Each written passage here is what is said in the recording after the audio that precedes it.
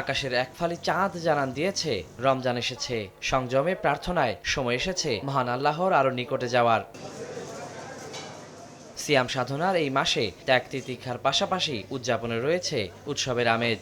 সবাই সবার মতো মহান আল্লাহ তাআলার কাছে প্রার্থনা করব যেন আমরা ভালো থাকি এবং আমাদের রমজানটা যেন কবুল হয়। রমজান মাসের শুরুটা এমন স্মরণীয় করে রাখতে অনেকেই প্রথম সেহরি করেন ঘরের বাইরে। প্রথম রমজান আজকে বাইরে সেহরি করলাম মানে পরিবার নিয়ে। দীর্ঘ 1 বছর অপেক্ষার পরে আমরা যে এই দিনটা পাই, তো এটা আমাদের জন্য অনেক বেশি স্পেশাল। আব্বু আম্মু আর ছোট বোনকে নিয়ে সেহরি করতে আসছি, অনেক ভালো লাগতেছে। ফার্স্ট টাইম আমরা আসলাম যে সেহরি খাওয়ার জন্য, ভালোই লাগতেছে। তবে পরিবারের সঙ্গে সেহরি করার সুযোগ না থাকায় বন্ধু বান্ধবদের সঙ্গেই রমজান শুরু করেন কেউ কেউ। আমরা ব্যাচেলর সবাই একসাথে থাকি, তো আজকে ভাবছি যে আমরা প্রথম রমজানের সেহরিটা সবাই একসাথে বসে এখানে করব। আমরা তো ব্যাচেলর মানুষ, জব করি, ফ্যামিলি নাই, ফ্যামিলি গ্রামে, আর তাই আসছি আজকে সেহরির সময় আমরা সেহরি করার জন্য। প্রতি বছরই আমরা অপেক্ষায় থাকি এই দিনটার।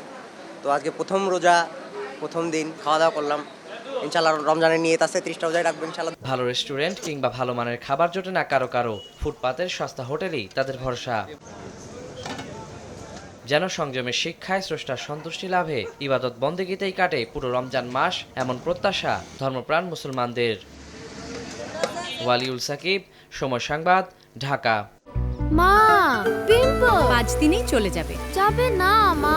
যাক, নিমের 5 অংশের পাওয়ারে 5 দিনেই দূর হবে পিম্পল। হিমালয়া পিউরিফাইং নিম ফেস ওয়াশ।